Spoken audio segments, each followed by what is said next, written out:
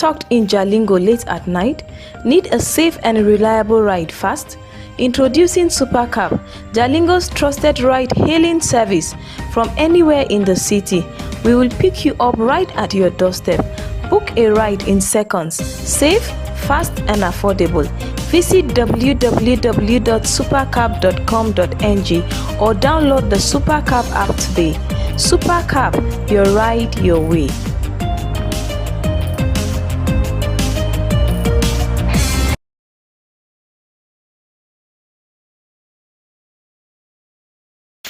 Are you stuck in Jalingo late at night?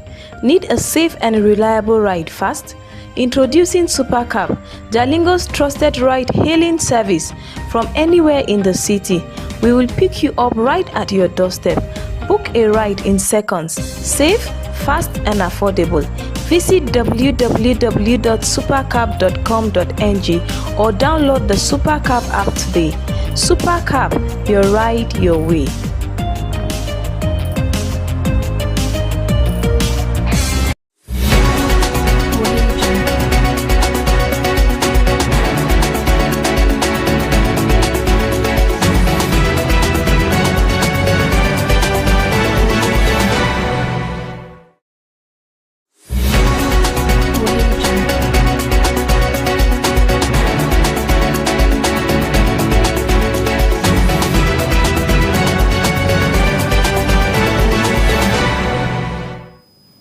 Good evening, viewers. This is news at 9 p.m. on Psalm TV, the pulse of the nation.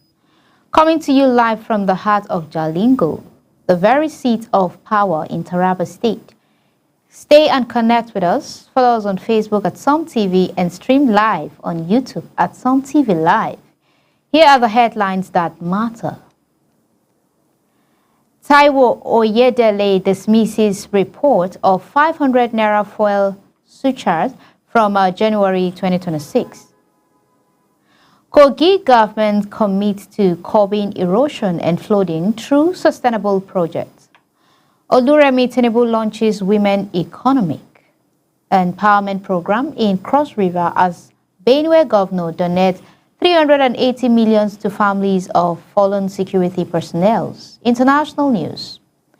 Donald Trump warns Venezuelans' jets will be shot if the threatened U.S. ship. Business news. Lagos Commodities Exchange prepares 23.4 billion naira eco rice listing to boost food security. Entertainment news. Jim Iyke warns against neglect of African cultural values in child upbringing. Sport news. Nigeria beats Rwanda 1-0 in World Cup qualifier. Next match against South Africa on September 10th. I am Bridget James, and now the news in full. The federal government has expanded the National Social Society Net program in Adamawa with the aim of reaching 2 million beneficiaries. The initiative, driven by National Cash Transfer Office in collaboration with state agencies, is designed to reduce poverty and support vulnerable households. Ojoma Yusuf, a Psalm TV correspondent, has the details. The chairman of the Presidential Fiscal Policy and Tax Reform Committee, Taiwo Oyedele, has dismissed widespread reports that Nigerians will start paying a 500 naira surcharge on fuel from January 2026. In a statement on Friday, he explained that while the new Tax Administration Act 2025 makes provision for a 5% fossil fuel surcharge, it is not automatically affordable. According to him, the levy can only take effect after the Minister of Finance issued a formal commencement through a government gazette, which has not yet been done. Oyedele stressed that the viral claims of an automated 500 naira charge on every 10,000 naira worth of fuel purchases in January 2026 are false, misleading, and capable of causing unnecessary panic. He noted that when eventually implemented, the revenue from the surcharge would be dedicated to improving roads, logistics, and mass transit system. Bringing back fuel subsidies through hidden taxes. What we have is that there's a law that was enacted some years back with a surcharge on fuel under the FEMA Act. This is a provision that is now in the new tax law, and it does not take effect as of January 2026. I know some people have been giving wrong information about this. What is in the new tax law is that this surcharge will take effect on a date in the future based on an order to be released by the Minister of Finance.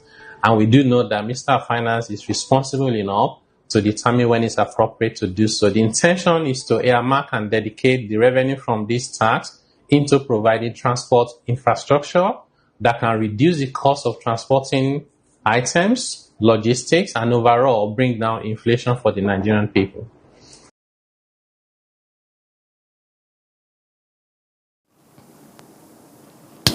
The federal government has expanded the National Social Safety Net program in Adamawa with the aim of reaching 2 million beneficiaries. The initiative, driven by National Cash Transfer Office in collaboration with state agencies, is designed to reduce poverty and support vulnerable households. Ojoma Yusuf, Some TV correspondent, has the details. The event, which took place on Thursday in Yola, gathered stakeholders from various sectors to enhance understanding of cash transfer program and its roles in alleviating poverty. In her welcome address, Mary Apagu, the Adamawa State Cash Transfer Program Manager, explained that the forum aims to raise awareness about objectives, processes, and progress of the initiative. She highlighted that the program, which was launched by the federal government in 2016, targets poor and vulnerable households in a bid to reduce poverty and inequality. We've called our stakeholders from various areas of the state and our 21 desk officers in the local government area to come so that we can sit together, look at what cash transfer really means to us, to stakeholders and our communities. That is why you can see we call them here. Because a lot of times we hear people saying cash transfer, and they have some negative feelings about it. The cash transfer is a program that is came about by the federal government, and it is a social investment program, one of the components of the social investment program. Since its operational launch in July 2017, the Adamawa State Cash Transfer Office has significantly expanded, growing from 16,975 beneficiaries across 12 local government areas to over 19,900 beneficiaries spread across the 21 local government areas of the state. Gimba Issa, the head of operations for the Conditional Cash Transfer Program in Adamawa State, described the session as timely. He revealed that an additional 4,500 households would soon be added to the state social register, with plans to eventually reach out to 2 million beneficiaries. The purpose of this gathering is that, this program has been in operation since 2017.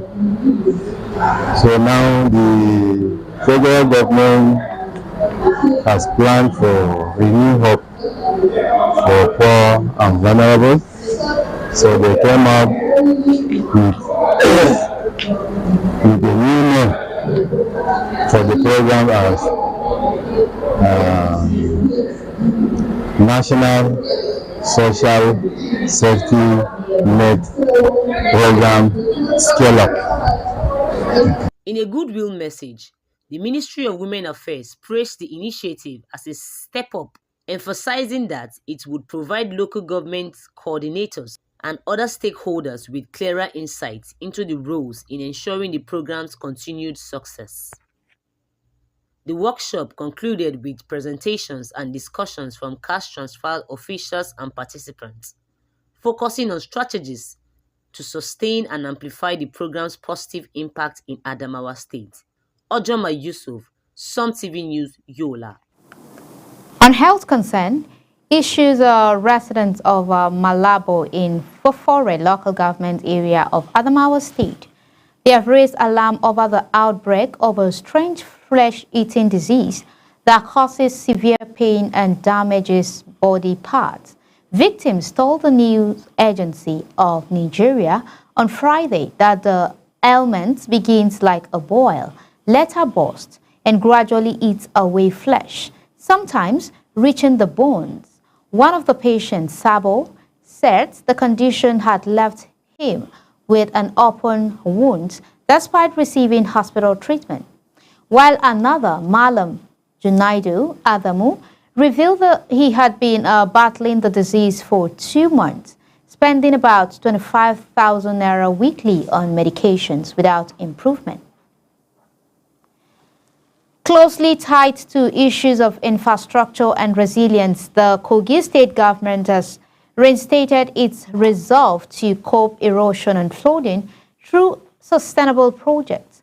Commissioner for Information and Communication, Kingsley Fangwer, has said in Lokoja that Governor Ahmed Ododo's administration is committed to safety and improved living conditions by deploying solution-driven initiatives. He noted that new drainage system in Atahi, Omigo, and Olubojo in Akpa are already reducing flood risks by effectively channeling rainwater. Fanwo added that the state is leveraging the agroclimate resilience in semi-arid landscape to reclaim degraded land and strengthen flood control, emphasizing a shift from reactive measures to proactive environmental management. In the same spirit of social responsibility, Nigeria's First Lady have been in the news for acts of empowerment and compassion. The First Lady of Zamfara State, Hajia Huriya Dauda Lawal, marked the 2025 International Day of Charity by donating rice, spaghetti, sugar, vegetable oil, and cash to elderly people in Gusau, represented by her aide, Hajia Hadiza Abubakar. The outreach has carried out through the Huriya Dauda Lawal initiative in collaboration with the Northern Governors' Wives Forum. She stressed that charity goes beyond giving, as it restores dignity, strengthens community bonds, and ensures that no one is forgotten. Reaffirming her commitment to the less privileged, she said compassion matched with purposeful action can transform lives and strengthen communities. Similarly, Nigerian First Lady Senator Oluremi Tinubu has launched the Renewed Hope Initiative, the Economic Empowerment Program in Cross River State, in collaboration with the Tony Elumelu Foundation. Through the scheme, about 500 women traders and small business owners received 50,000 naira each to support their enterprises. Part of a nationwide 1 billion naira TEF donation aimed at empowering 18,500 women across the country. Represented by the state coordinator, Bishop Eyewan Otu, Mrs. Tinubu said, empowering women strengthen families and nations. Beneficiaries expressed gratitude, while officials pledged continued support to ensure women not only survive but thrive as entrepreneurs. On a related note of humanitarian outreach, Benue State Governor Hyacinth Alia has donated 380 million naira to families of 76 security personnel who lost their lives defending the state between 2024 and 2025. Each family received 5 million naira each, with additional promises of scholarship for children and business support for widows. Presenting checks, Alia pressed the fallen heroes' sacrifices, assured continued government support, and lauded President Tinubu, Service Chief, and the IGP for their commitment to peace.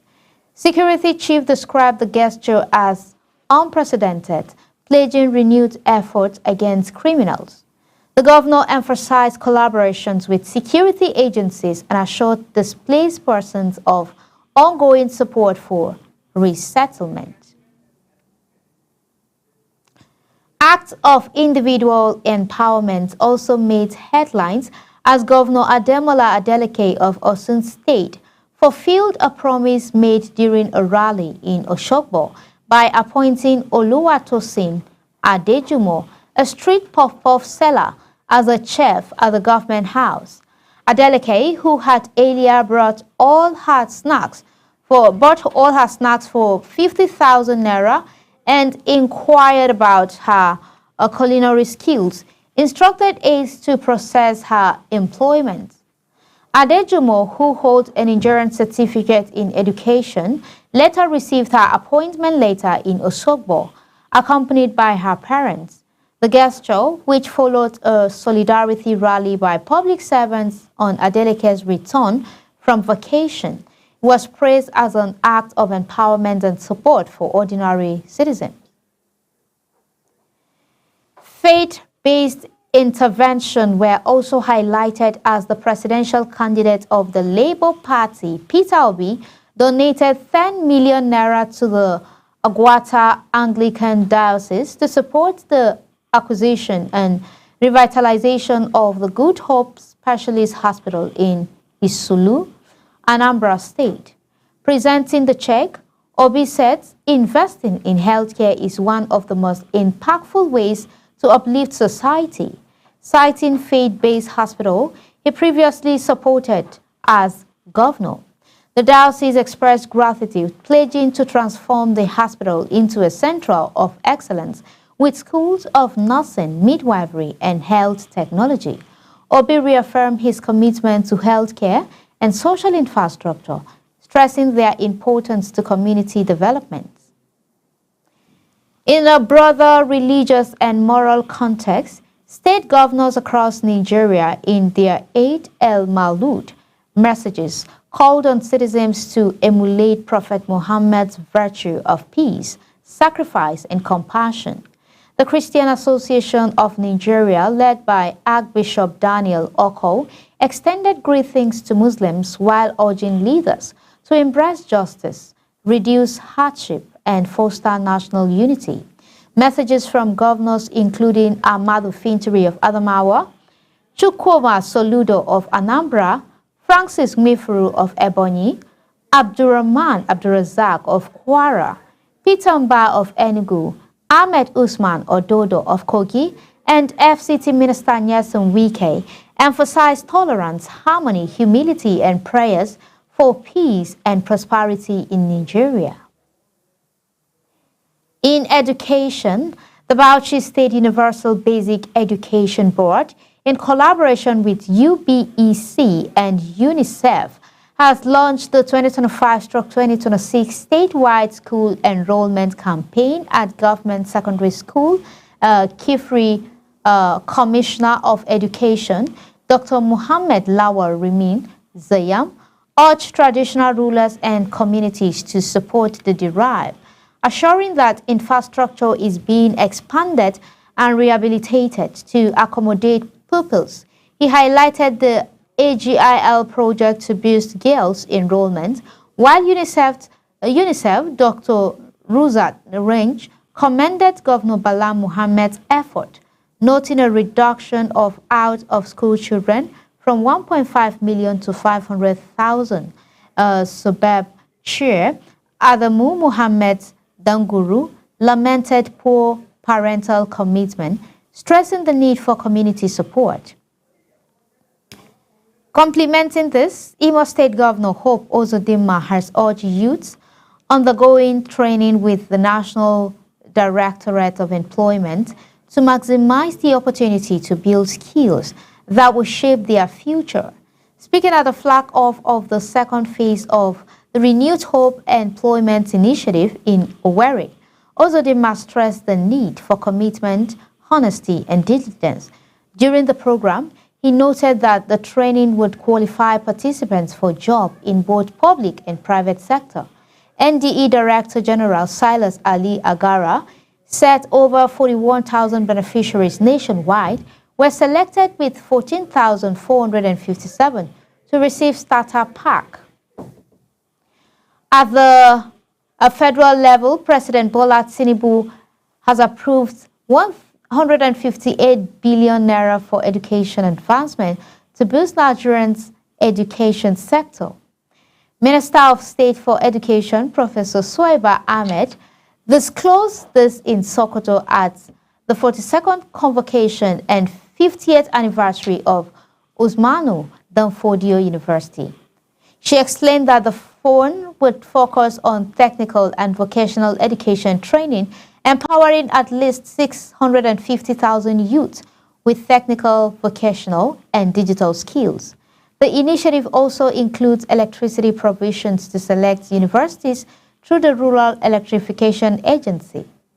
At the convocation, honorary degrees were conferred, emeritus status awarded, and Governor Ahmed Aliyu pledged support while gifting a Hajj seat to the best graduating students. Turning to agriculture, the Kano State government has acquired 8 combined harvesters to boost mechanization and strengthen food security. The Commissioner for Agriculture and Natural Resources, Alhaji Danuma Muhammad, made the closure at a Northwest Zonal Consultative Forum on Gender Policy in Agriculture, organized by Action Aid Nigeria. He reaffirmed Governor Abba Kabir Yusuf's commitment to supporting farmers across all 44 local government areas.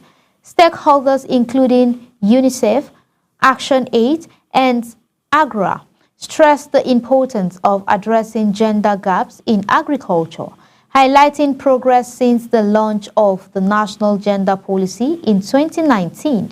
The call for greater inclusion of women, youth, and persons with disabilities in farming system.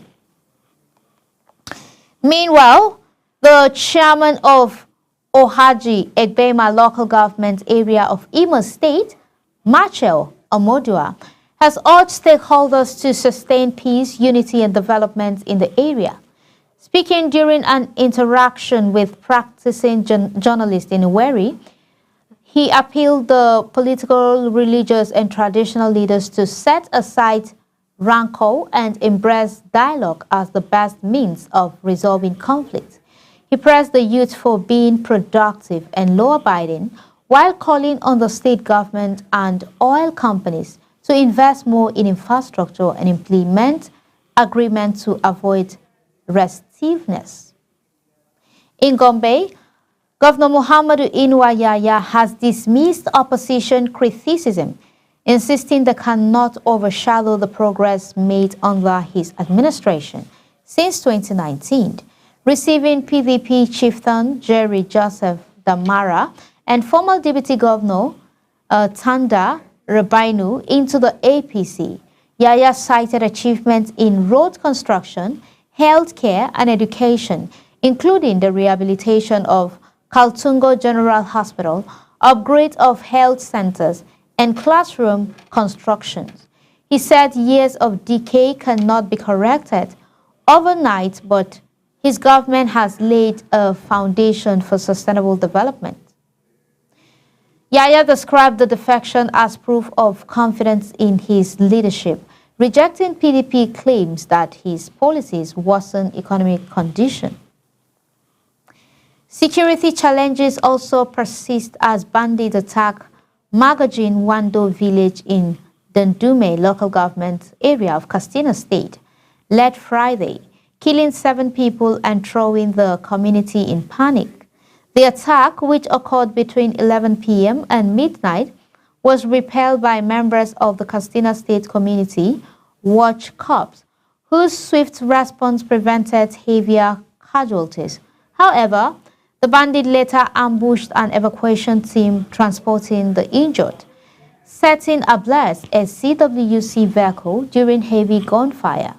Commissioner for Internal Security, Dr. Nasiru Muazu, he said the ambush was a revenge strike. He condemned the killing, commended the bravery of the CWC and assured intensified operation with security agencies.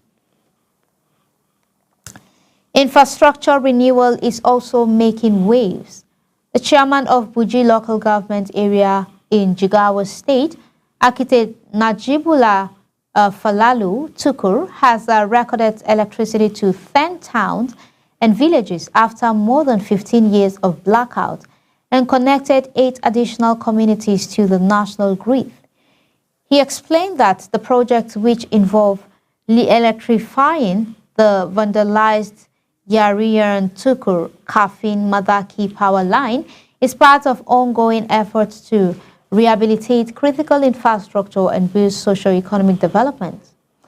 Falalu assured residents of continued investments in rural electrification to improve livelihood and stimulate local economic growth. Similarly, Akwa Ibom State Governor Pastor Omo Eno has signed the State Electricity Law 2025, assuring readiness to position the state as a subnational electricity market in Nigeria. Commissioner for Information, Right Honorable Aikan Umana, disclosed that the state will host its first Akwa Ibom State Electricity Summit from September 18 to 19, aimed at creating a roadmap for reliable and affordable power. The summit will bring together federal and state leaders, investors, and development partners to explore sustainable energy investment.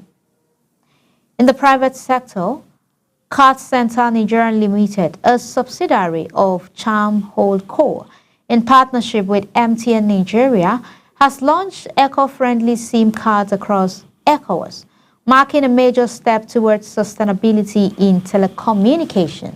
Unveiled in Lagos, the SIM cards are made from 100% biodegradable materials, certified by the Forest Stewardship Council, using recyclable components and energy-efficient processes.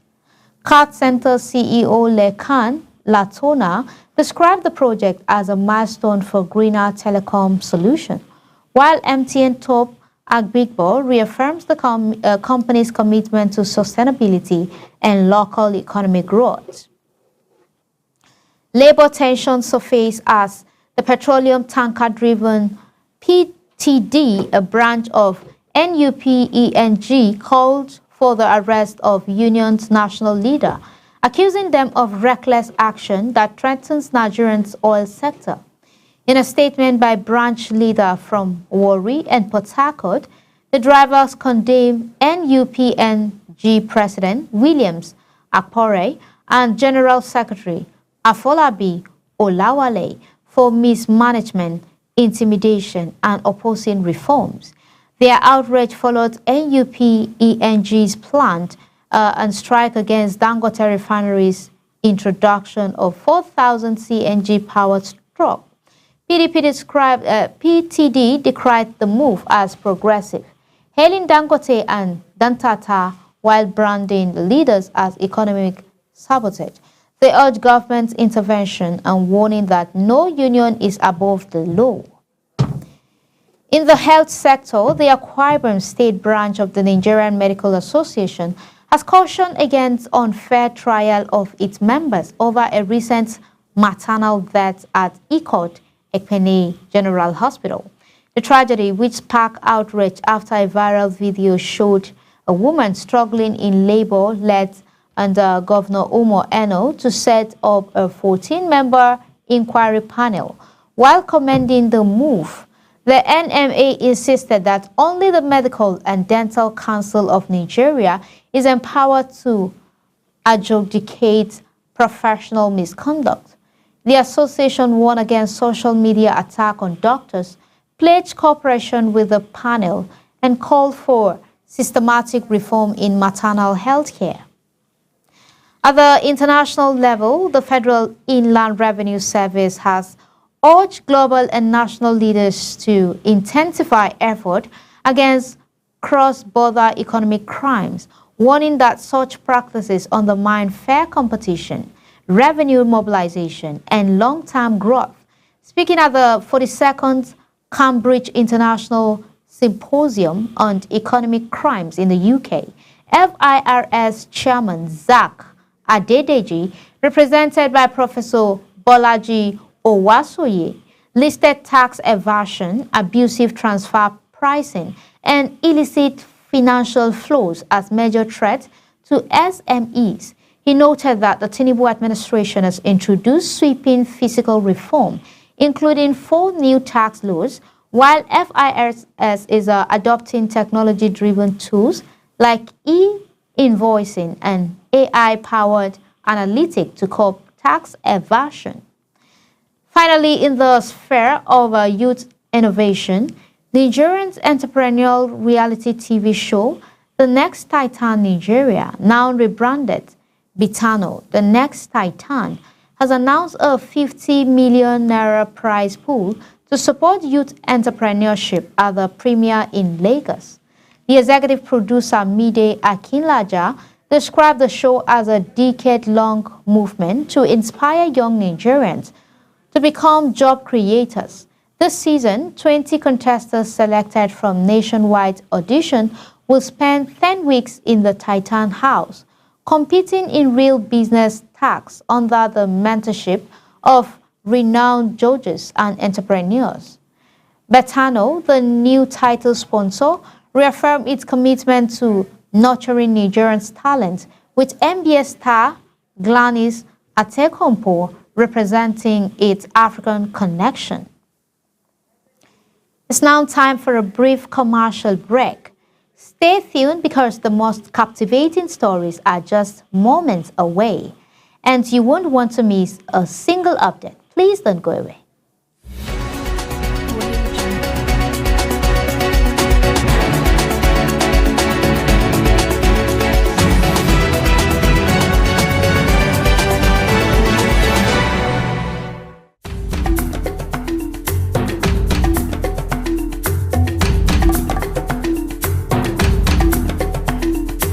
Ladies and gentlemen, queens and kings of purpose, welcome to the Taraba Human Rights International Film Festival 2025, where nearly 100 powerful minds, dreamers, doers, and defenders of humanity will be gathered at Taraba 2025. And I say to them, welcome to the spark before the wildfire and to the heartbeat of a legacy. Prince Homsuk Alex Jibrin is my name. I am the greatest grandson to the 23rd Longwo, third son to the Kanai of the Kwo chiefdom, and a true prince to the house of Mamen. At Tarif, we will not only be telling stories, but we will be reviving the very soul of the people through film. In September 2025, Taraba will rise again as we invite you to experience, explore, and invest in the greatest epic film ever in the Kumbo Legacy Workshop. And this is where ancient tradition will meet with modern transformation. Because at Tarif, we shall be celebrating the strength, wisdom, and heritage of the greatest empire that has ever existed in West African history. And tomorrow, we shall immortalize it in art, film, and in fire. So storytellers, stand tall. The legacy is calling. Will you answer? Welcome to Tarif 2025. Let the revolution begin.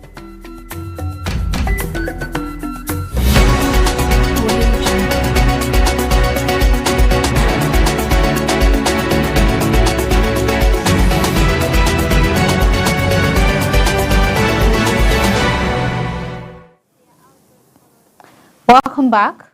We're glad you're still here with us. Coming up next are the international business, sport, and entertainment news. On the international news, Donald Trump has warned that Venezuelan jets will be short if they endangers U.S. naval vessel, following reports of aircraft flying close to American ship off South America. The warning comes after a U.S. strike on a Venezuelan boat allegedly carrying drugs killed 11 people. President Nicolas Maduro rejected the accusation, insisting Venezuela seeks dialogue, not conflict. Trump, who has intensified anti-drug operations since returning to office, ordered more forces for the Caribbean, including F-35 jets in Puerto Rico. He also accused Venezuela of harboring the trend, the Aragua gang, and doubled the reward for Maduro's arrest to $50 million. On business news, the Lagos Commodities and Futures Exchange has excluded a pre-launch meeting for the Akor Rise Classic Sport contract listing ahead of its official entry into the market, which contract values at 23.4 billion naira. LCFE CEO Akin Akeredolu Ale described the initiative as a game changer for structured commodities trading, designed to boost food security, reduce rice import, and attract large-scale investment into agriculture. Stakeholders, including regulators, investors, and processors, pledged support, stressing its potential to strengthen supply chains and ensure fair pricing.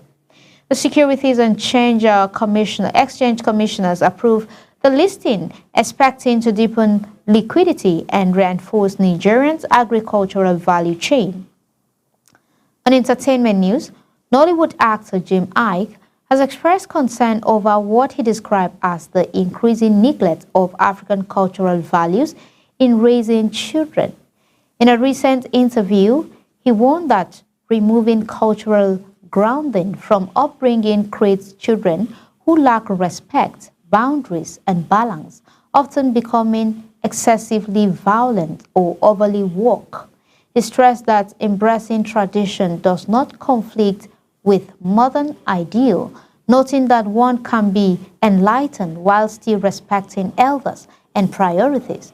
According to him, children raised with the right values are evident even in adulthood, as their conduct reflects the discipline instilled by their parents. Sport news. Nigeria secured a vital 1-0 victory over Rwanda at the Godswill Akpabio International Stadium in Uyo during their 2026 FIFA World Cup qualifiers.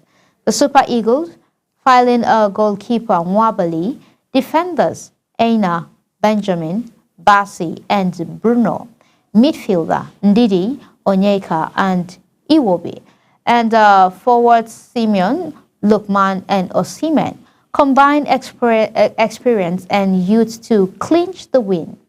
Captain Wilfred Ndidi anchored the midfield, while the attacking trio created the decisive opportunity. The win keeps Nigerian qualification hopes alive, placing them fourth in Group C with 7 points. Their next match is scheduled for September 10th against South Africa. As we wrap up tonight's broadcast, here is a quick recap of today's top stories. As we brought in our report, that Taiwo Oyedele dismissed widespread claims that Nigerians will face a 500 naira fuel surcharge starting January 2026, clarifying that any levy under the new Tax Administration Act requires formal commencement by the Minister of Finance. In Kogi State, the government reaffirms its commitment to curbing erosion and flooding through sustainable infrastructure projects. Meanwhile, in Cross River, Oluremi Tinubu launched a Women Economic Empowerment Program, while Benue State Governor donated 380 million naira to families of fallen security personnel. On the international front, Donald Trump warned that Venezuelan jets would be shot down if they threatened U.S. ships. In business, the Lagos Commodities Exchange prepared a 23.4 billion naira eco-rice listing to strengthen food security.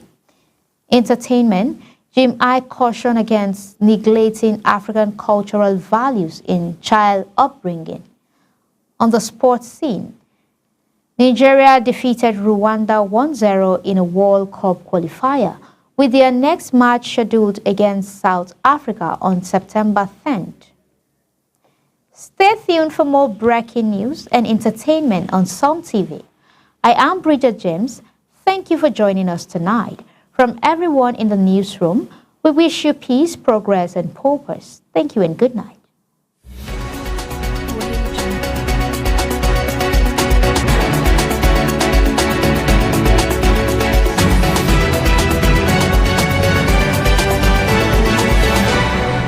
In today's digital age, staying ahead of the curve is crucial for success. Taraba Business School is committed to empowering the next generation of leaders with the skills they need to thrive. We present to you our special computer training exclusively designed for SS3 and GSS3 graduates.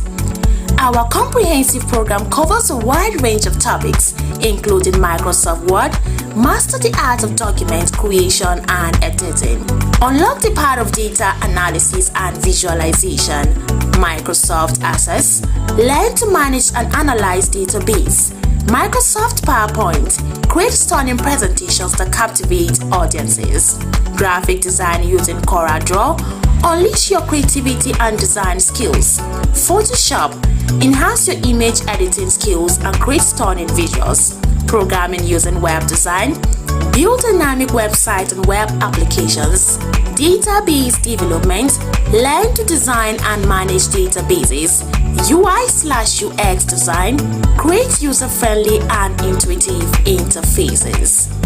At the Taraba Business School, we believe in creating world-class entrepreneurs and professionals. Our experienced instructors will guide you every step of the way, providing you with hands-on training and mentorship. Don't miss this opportunity to gain a competitive edge. Contact us today to learn more about our program and register for the next session. Call 080-6026-9140, 070-6342-8464 or 090-1010-8844 between 8 a.m. to 3 p.m. Mondays to Fridays. Taraba Business School, creating world-class entrepreneurs and professionals. Join us today and unlock your full potential. Taraba Business School, opposite Civil Service Commission, Hamarua Way, Jalingo, Taraba State. Empower yourself with this